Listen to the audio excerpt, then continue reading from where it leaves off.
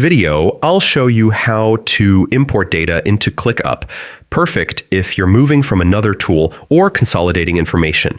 First, go to clickup.com and click Login in the top right. Choose Sign in with Google and select the account linked to Clickup. Once inside, go to the top left corner, click your profile, then select Settings. In the Settings menu, look for Imports/Exports and click it. Now select Start Import.